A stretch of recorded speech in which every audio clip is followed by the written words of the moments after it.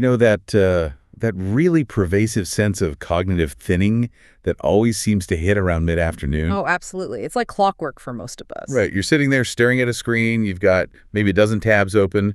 Your smartwatch is buzzing on your wrist.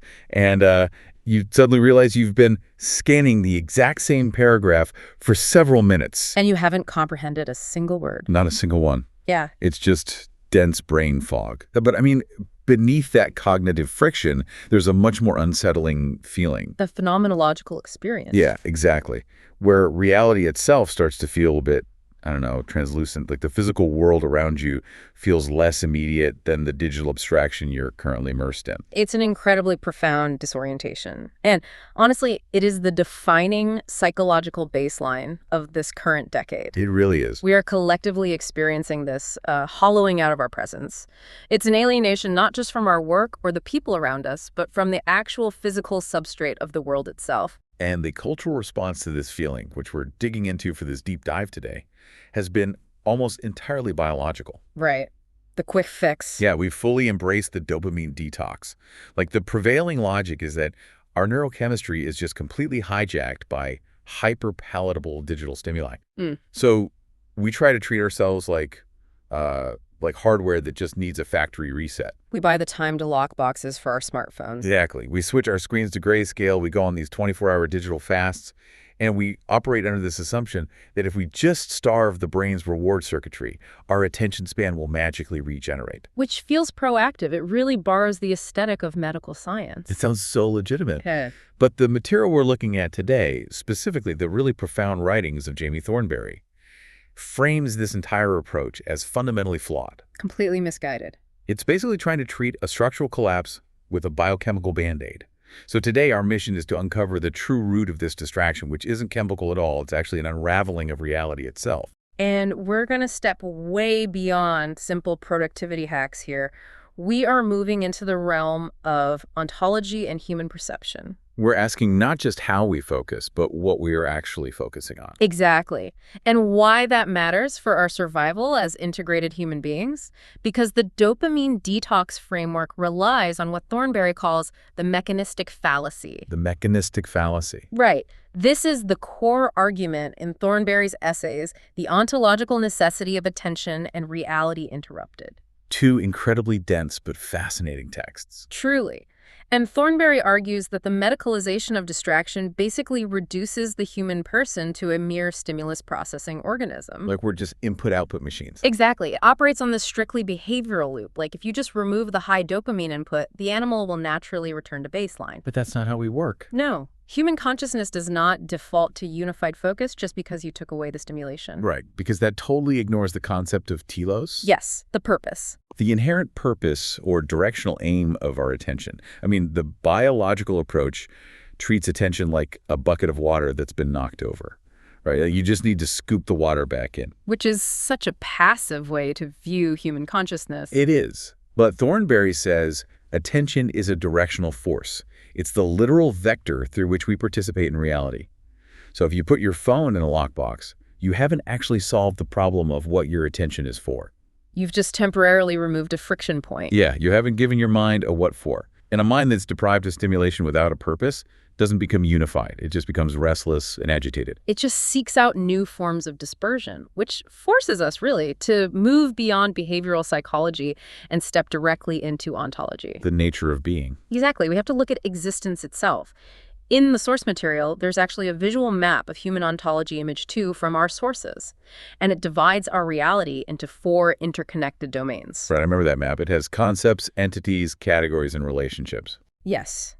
And human existence is basically the continuous navigation of those domains.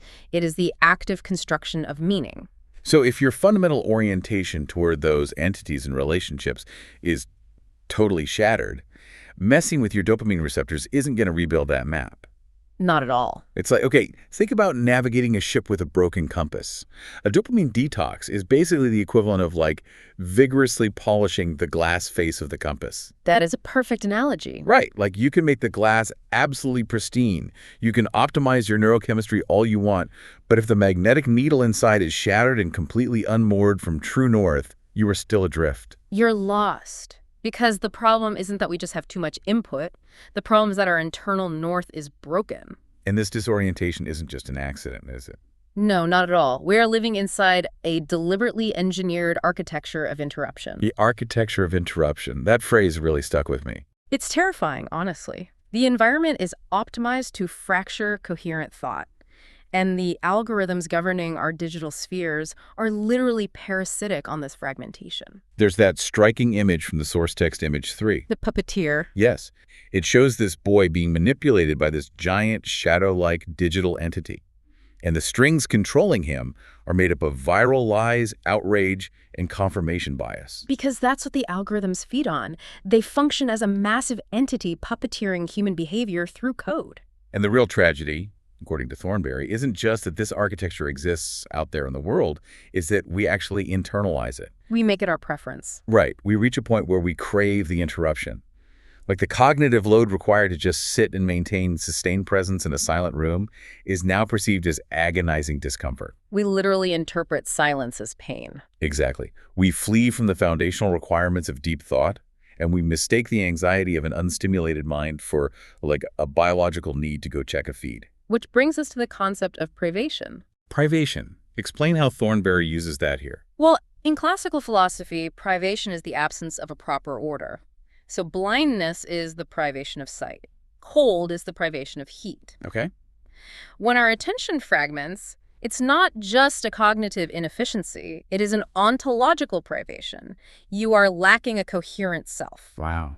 The self ceases to be a unified entity and just dissolves into a distributed network of reactive impulses. You literally lose the structural integrity of your own mind. Exactly. And to understand how that structural integrity collapses, we have to look at the exact neurological mechanics of how human perception works. This is where the distinction between sensation and perception comes in, right? Because people use those words interchangeably all the time. Constantly. But they are vastly different. Sensation is purely material data collection. It's passive. Just photons hitting a retina. Yes. Or acoustic waves vibrating your eardrum. Sensation is just the raw input. So it's like a smartphone camera. When you take a picture, the sensor is collecting millions of light points. That's sensation. It's gathering the data. But the phone has zero perception. Right. The phone doesn't comprehend that those pixels form a picture of your family or a landscape. It doesn't synthesize that data with memory or emotion. Sensation is gathering the ingredients. Perception is baking the cake. That's a great way to put it. Perception is the conscious, unified awareness of reality. It's the active synthesis of all that raw data into a meaningful whole. And the engine doing that baking, that synthesis, is what Thomas Aquinas called the sensus communis. The integrating sense, yes. And what's so brilliant about Thornberry's analysis is how it maps this really old philosophical concept, centuries old, directly onto modern neurobiology. It's fascinating. Aquinas posited this mechanism where diverse sensory data merged. And today, modern neuroscience backs this up perfectly. We can actually map that onto structures in the brain like the superior colliculus. The superior colliculus in the midbrain. Exactly. It contains physically overlapping topographic maps of our visual, auditory, and somatosensory spaces. So it's basically the brain's mixing board. Yes, and it is constantly performing this miraculous feat of spatial and temporal alignment. Because think about it, light and sound travel at totally different speeds. That's right. The brain literally has to buffer the visual data, wait for the auditory data to arrive, bind them together, and then present them to your consciousness as a simultaneous event. Like the fire truck example from the text. Exactly. Walk us through that. Well, when a fire truck drives past you on the street, you don't experience the bright redness in one isolated part of your brain and the loud siren pitch in another completely separate pathway. Right. Your integrating sense fuses them instantly. You experience one single real-world object. And that fusion is the neurological proof of objective reality. The visual data corroborates the auditory data. It's a cross-modal verification. It proves the object actually exists independently of your observation. Exactly. The brain relies on this multisensory handshake to anchor the self to the physical world. But when that integration fails or gets disrupted, the consequences are severe. And this is where Thornberry draws that really careful parallel to autism spectrum disorder. Yes, it's a vital comparison. Current research shows that people with autism often struggle with atypical multisensory integration. Meaning their neural architecture struggles to automatically synchronize all those different sensory inputs. Right. So an individual might have an incredible hyper-focused ability to process formal patterns. Like grasping the exact geometric structure of a wheel or the math of a musical piece. Yes, brilliant formal processing. But they struggle to bind those isolated details into a cohesive material whole. Because the integrating sense is overwhelmed? Or asynchronous? Exactly. So the world presents itself as a chaotic stream of disconnected fragments rather than stable objects. And Thornberry uses this parallel to show us that without sensory integration, we never get the complete reality. We only get fragments. Right. And here's the core of our modern crisis. Digital technology is systematically designed to destroy that integrating sense. Because the underlying nature of digital tech is homogenization. Explain what you mean by that. Well, in the physical universe, you have distinct, non-fungible forms of energy. You got acoustic waves, thermal radiation, photons. They're physically different things. Absolutely. The digital realm takes all of that text, sound, images, and reduces it all down to a single, homogenized mathematical format. Binary code. Ones and zeros. Right. A symphony, a photograph, a text document, structurally, at their foundation, they are completely identical in the digital space. And this homogenization makes everything infinitely manipulable. The physical constraints of reality just evaporate. Which is wild to think about. And Thornberry points out that this detachment from reality actually started a long time ago, long before smartphones. Right. It started quite innocently with Foley art in early cinema. Yeah, Foley art. Like you're watching a classic Western movie and you see a horse galloping and you hear the rhythmic sound of the hooves. But the sound you're hearing has absolutely zero causal connection to the image you're seeing. None. It's just a guy in a soundstage clapping hollowed out coconut shells together, layered over silent film footage. Artistically, it's brilliant. Oh, it's movie magic. But neurologically, think about what is being demanded of the integrating sense. It evolved to bind sight and sound to verify objective reality. And in the movie theater, we are literally training the brain to integrate a lie. We are forcing it to bind two completely unassociated stimuli into a synthetic whole. I mean, when you do that for 2 hours in a theater, your brain can handle it. It compartmentalizes the illusion.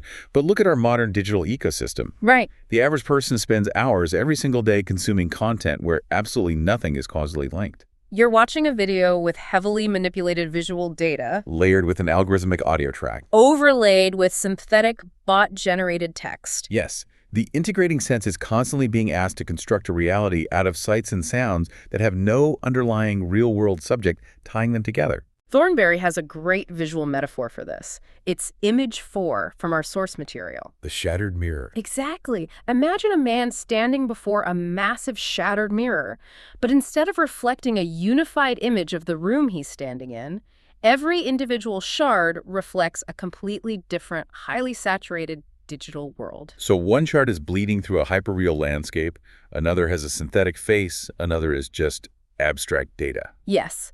Your integrating sense is desperately trying to construct a coherent reality out of inputs that fundamentally contradict each other. It's exhausting just thinking about it. Yeah. And this constant bombardment causes a massive epistemic shift. A total shift in how we know what we know. Right. Because when the brain is just habituated to integrating false or disconnected stimuli, it stops expecting sensory input to corroborate a stable reality. It adapts to the chaos. It has to. And as a result, truth itself degrades. Truth stops being about things as they are. It ceases to be about objective reality. Exactly. And it just evolves into mere internal coherence within our own heads. And that is a terrifying epistemic shift. Because when truth is reduced to just internal coherence, you become totally vulnerable to algorithmic manipulation. If a narrative confirms your bias, your brain just accepts it as true. Because it triggers a satisfying emotional response, and you've lost the philosophical grounding required to test that narrative against the actual world. Your integrating sense has been systematically exhausted. Which is the baseline devastation of the social media era. That baseline. Yes. But Thornberry argues that this was really just the softening of the ground. Oh, right. Because now we have to talk about the AI acceleration. The current urgent crisis brought on by generative AI. Because that epistemic shift we just talked about, it has left us completely defenseless against technologies that can literally synthesize reality from scratch. And we really need to insist on Thornberry's renaming here. We shouldn't call it artificial intelligence. Right. The expert term here is intelligence simulators. Exactly. They are not intelligences. They are probability-based pattern matchers. They have zero comprehension of what they're doing. They just use statistical weights to predict the next token in a sequence. Yes. The distinction between statistical prediction and actual semantic understanding is everything. There's that incredible thought experiment from the text using ChatGPT to illustrate this. A Warsaw Pact example. Right. So you can ask a large language model to give you a highly nuanced, structurally flawless historical analysis of the Warsaw Pact. And it will do it perfectly. But then immediately after, you can ask an image generator to draw the Warsaw Pact as a three-headed dragon in the style of Hieronymus Bosch. And to the underlying architecture of the intelligence simulator, those two tasks are functionally identical. Neither one is real to the machine. Exactly. The historical reality of the Cold War and a hallucinatory rendering of a dragon are equally valid statistical outputs. The machine doesn't prioritize objective history over surreal fiction. Because it has no access to the physical world where history actually occurred. But the output is so flawless that it completely bypasses our critical faculties. We are flooded with these simulacra now. Tools like Sora generating hyper-realistic video from a text prompt. The sources even bring up that dystopian reality TV show concept. Deepfake love. Yes, where participants were shown highly realistic, artificially generated footage of their partners cheating on them. The visual evidence was entirely synthetic, but the psychological trauma was absolute. Because distinguishing between these digital simulacra and objective reality is literally an absolute matter of survival for truth. If perceptual phenomena can no longer be resolved to a mind-independent reality, human epistemology collapses. Okay, but wait. I want to push back on this just a little bit. Sure. Surely we know a TV show is fake. Right? Can't we just use our higher reasoning? Like, I know the Bosch dragon isn't real. I know that if I look closely at an AI-generated video, the lighting physics might be a little off or the hands are weird. Don't we have rational deduction to save us? It's a common argument, but it fundamentally misunderstands how higher reasoning works. How so? Your executive function doesn't just hover in a void, detached from your biology. Rational deduction entirely relies on a foundation of stable, integrated sensory memory. Okay. How do you deduce that the lighting physics are off in an AI video? Oh, because I compare it to my memory of how sunlight actually looks. Exactly. You compare it to your internalized physical memory of how sunlight interacts with material objects. Your higher reasoning relies on the foundational memory of the senses. So what happens when that database of reality gets corrupted? That is the ultimate question. What happens to the next generation whose memories are primarily formed through interacting with screens and intelligence simulators? If your baseline for reality is built on synthetic stimuli, your reasoning has no objective standard to compare anything against. Your very sense of self collapses. And Thornberry makes a really staggering point about the moral implications here. About conscience. Yes. A fragmented mind cannot hear the subtle, persistent call of conscience. Because conscience demands interior stillness. It requires the ability to apprehend objective truth so you can make moral judgments. If you can't discern what is real, how can you possibly determine what is good? You can't. Moral agency just gets replaced by algorithmically driven reactivity. It is a dark diagnosis. Incredibly dark. I mean, we've outlined the total collapse of the modern mind here. The architecture of interruption, the degradation of the integrating sense, the flood of AI simulacra. But the text doesn't leave us there. No, thankfully. Thornberry's work is actually deeply restorative. The whole second half of the deep dive material is dedicated to a specific framework for combating this digital fragmentation. A light, life, and love framework. Yes. And I want to get into the actionable steps here because this is how we rebuild our ontological mapping. We can start with the Love Life Light publishing logo, actually image 1. The archway. Right. Thornberry visualizes this framework as a sturdy stone archway. It serves as a literal gateway leading out of the digital void and back into reality. So let's start with the first pillar. Light. Light, in this context, represents truth, clarity, and integrated seeing. And to recover light, we can't just think our way out of the problem. right? We have to physically retrain our neurology. We have to practice restoring sensory integration. We have to force the integrating sense to engage with causal, unmanipulated reality. The source outlines 3 really specific physical activities to help restore this in daily life. Let's list them. Okay, the first one sounds so simple, but its impact is profound. It's just walking in a forest and listening to the wind moving through the actual trees. But there is a critical constraint here. Right. No earbuds. Absolute prohibition of digital augmentation. No audiobooks, no curated background music. You have to listen to the actual wind. Because when you do that, your visual cortex is processing the complex geometry, the swaying branches, and your auditory cortex is processing the acoustic friction of the leaves. And because it's a real physical event, the latency between sight and sound is perfectly calibrated by the laws of physics. Your brain effortlessly binds them into a single reality. You're basically taking your integrating sense to physical therapy. Exactly, rehabilitating an atrophied muscle. The second physical activity moves from just observation to active manipulation. Cooking meals. And we aren't talking about microwaving prepackaged food while watching a tablet. No, this is deliberately manipulating raw material ingredients. Which requires the simultaneous engagement of all sensory modalities. Smell, taste, touch, sight, sound. You smell the onions, you hear the oil popping, you feel the texture of the vegetables. It forces the brain out of abstract patterns and demands total engagement with the material whole. You cannot digitize that process. You really can't.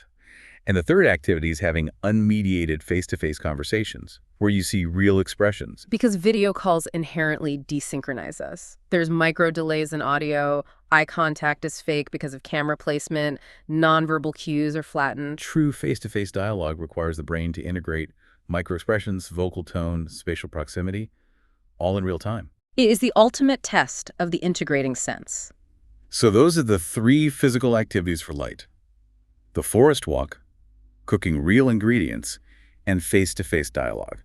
Which brings us to the second pillar, life. Life is defined as the proper ordering and natural development of our human capacities. And the most urgent advice here is for parents. Protecting the next generation from digital sensory overload.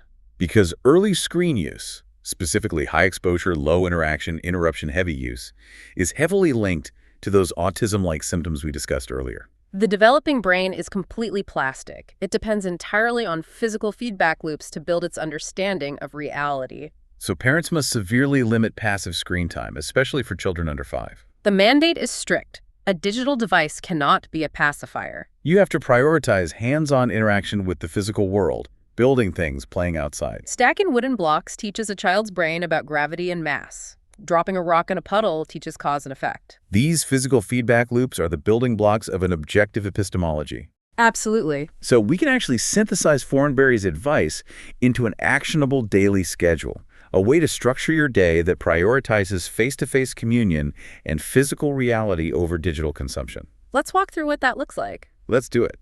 So, morning. Instead of waking up, grabbing your phone, scrolling feeds, or turning on morning cartoons for the kids. Which instantly fragments the mind before it has engaged with reality. Right. Instead of that, the morning should be about active, hands-on physical engagement. Chores with real cause and effect. Yes. Grinding coffee beans, making the bed, building something. Force the nervous system to acknowledge the physical resistance of the world immediately. Then, in the afternoon, you need deliberate spaces for sensory integration. That's the time for the forest walk. Or for kids, outdoor play without any earbuds or digital supervision. Let their eyes adjust to natural photons instead of backlit screens. Let the brain rest in a non-algorithmic environment. And then the evening routine. This needs the most aggressive defense, because the norm right now is everyone retreating to their own corners, scrolling isolated feeds. Consumption in silos. Yeah. So the schedule replaces that with cooking real ingredients together and prioritizing face-to-face dialogue over passive screen watching. Which perfectly bridges us to the final pillar, love. Right. Because sensory restoration isn't enough on its own. We also have to restore how we make sense of the world together. Through language. Exactly. Explain love in this framework, because it's not just an emotion here. No, in this philosophy, love is the structural reality of right relationship. It is the proper ordering of our connections. And language is what unifies sensory objects into a shared intelligible world. But in a world of online manipulation, words are just used as tools for algorithmic efficiency or entertainment. Rage bait. Exactly. So to practice love, we have to enforce linguistic discipline. The text gives us 4 actionable steps to practice linguistic discipline, and I want to break them down. The first step is precision. Say exactly what you mean. We have to refuse careless or deceptive words. You can't just use hyperbole because it gets more likes. Precision demands that you articulate your exact meaning, rather than using words as blunt emotional instruments. Okay, the second step is attention to reality. Meaning your vocabulary has to stay tethered to objective things. You must ensure words correspond to things as they actually are, not just your ideological preferences. If language stops corresponding to the physical world, we can't navigate the world together. The third step is resistance to manipulation. You have to actively notice when language is being used to obscure rather than reveal. When a headline is meticulously engineered to trigger a fear response, you have to recognize the puppeteer's strings and refuse to engage. And the fourth step is care for meaning. Which means respecting grammar and syntax. It sounds pedantic, but it's not. The structure of language reflects the structure of being itself. Subjects, objects, tenses, they are how we construct coherent thoughts about reality. So when communication devolves into fragmented acronyms and reaction emojis, we are dismantling our capacity for deep thought. And the ultimate goal of all this linguistic discipline is to move us from consumption to true communion. Contrast those two for us. Well, scrolling algorithmic feeds in isolation is consumption. It's just ingesting fragmented data. But true communion is face-to-face dialogue. Yes. Dialogue isn't performative posting. It's a joint orientation toward truth, encountering reality together. And in this framework, that shared apprehension of the real is the ultimate expression of love. It's beautiful. We have covered such a dense, paradigm-shifting landscape today. We really have. We started by dismantling that false promise of dopamine detoxes. We looked at the mechanical genius of the integrating sense, how digital tech and AI simulacra are shattering reality. And the restorative power of light, life, and love. To wrap this up, I want to leave the listener with that final, chilling thought experiment from the text. It is vital. Think about your most cherished memory, the specific scent of rain on a childhood street, or the sound of someone's laugh. Now, imagine a future where every child grows up with their memories primarily formed by hyper-realistic AI-generated environments. Places that never actually existed in the physical world. If memory is the foundation of the self, what kind of self will exist 50 years from now if we don't choose reality today? The window to learn to speak to one another again is closing. It's an existential threat. It is, but the solution is entirely within your physical grasp. When this deep dive ends, do not automatically jump to the next piece of digital consumption. Silence this device. Step outside. Listen to the actual wind. Find someone to talk to face. Reclaim the physical substrate of reality today. We'll see you next time.